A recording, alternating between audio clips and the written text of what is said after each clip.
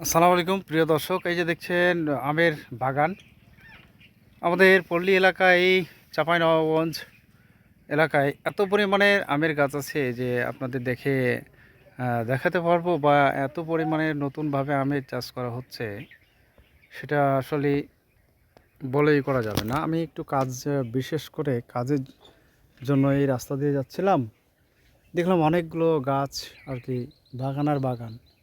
এখান থেকে প্রচুর পরিমাণে আম করা হয়, সংগ্রহ করা হয়।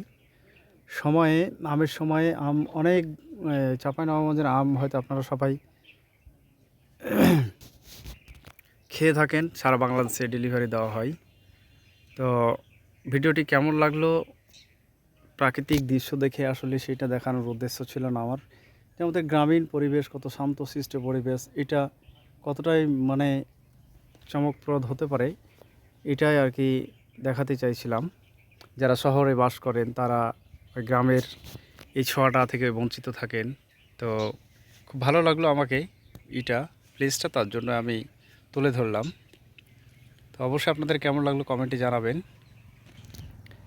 আমি লোকেশনটা বলে দিচ্ছি, এটা হচ্ছে চাঁপাইনবাবগঞ্জ জেলার নাচোল থানার অধীনে, অর্থাৎ আপনারা হয়তো নাম শুনে থাকবেন ইলামিত্র, যেটা হয়েছিল তেভাগা আন্দোলনের নেতৃত্ব দিয়েছিলেন যিনি, সেটা হচ্ছে ইলামিত্র। সেই ইলামিত্র এই পথ দিয়ে যেতে হয় নাচল থেকে নিজামপুর হয়ে আপনি এই পথ দিয়ে আপনি এই দিক দিয়ে চলে যেতে হবে পূর্ব থেকে পশ্চিমে যেতে হবে ইলামিত্র সেই প্লেসটি, মন্দিরের কাছে বা জায়গাটি যেখানে যুদ্ধ হয়েছিল। ইলামিত্র সেই জায়গাটিতে যুদ্ধ করেছিল তার অধিকার আদায়ের জন্য।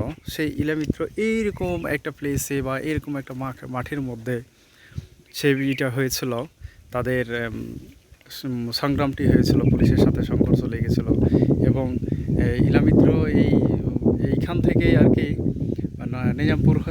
রহনপুর হয়ে ইন্ডিয়া মালদা জেলাতে ঢোকার চেষ্টা করছিল, এবং সেখান থেকে ইলামিত্রকে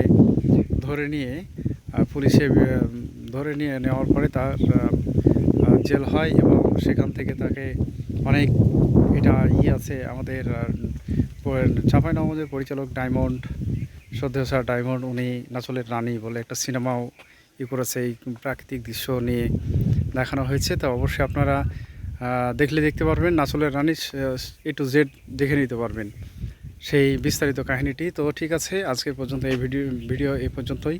ভালো থাকবেন, এবং আবারও গ্রামীণ পরিবেশ নিয়ে আবারও আপনাদের সাথে হাজির হব অন্য একটি ভিডিওতে, এবং কথা হবে। সে প্রত্যাশায় ভালো থাকবেন। আসসালামু আলাইকুম।